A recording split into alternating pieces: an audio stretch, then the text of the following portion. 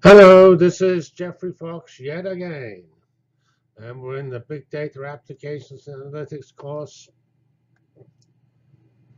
and that's used to be called X Informatics. I still like the term X Informatics or X Analytics, but didn't take off. And we're doing the section on health and medical informatics, and this is lesson 6, which is a short survey of medical image big data. And that's what this slide here says. This all comes from a talk I found on the web. So here is a nice pretty picture over here, and some of the highlights of that picture are given here. So it says by essentially now, 2015, there'll be 2/3 of a petabyte of patient data in the average hospital, and most of that data is image data. And that's not too surprising.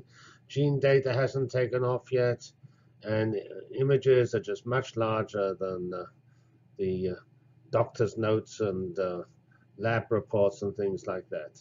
And this image is increasing very rapidly. That again reflects both increasing partly the fact that just the images are more useful now because you can analyze them better, and also that the medical devices are more powerful. And so, I mean, this 665 is this thing here, and here we have these various half a megabyte associated with this type of image, 30 megabytes with this, CT scan a gigabyte, mammogram 120 megabytes, 3D MRI 150 megabytes, 36.6 million admissions. There's the 80% we have over here, and there are 425,000 telehealth providers in the US. And there's this picture archive and communications system is used for storing and retrieval. So here we have the basic architecture, which is actually nothing much to do with medicine. We typically have two aspects of any image system. In fact, any retrieval system. We have a training phase. That's the phase that builds up your classification of images and typically runs in batch. And it extracts features, puts them all in, finds clusters and all that sort of thing. So you have the final training, and then along come a new image. And that new image is done one at a time. This does all available images all at once in an iterative algorithm. Most learning algorithms are iterative. And we query the image against the system. Trained image to get the classification, and then we find either some classification of the image or similar images. And of course, we always have this trade-off between precision, namely how many good results versus bad results are gotten, and recall what fraction of the good results are gotten.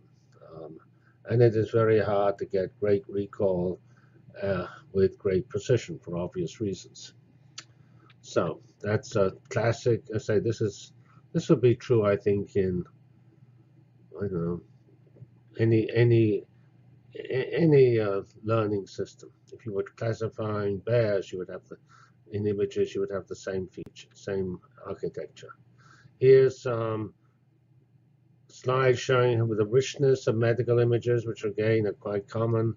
We have things that are geometric and things that are photometric, such as the texture and the grayscale and the color. And here are all these algorithms. These are the analytics here.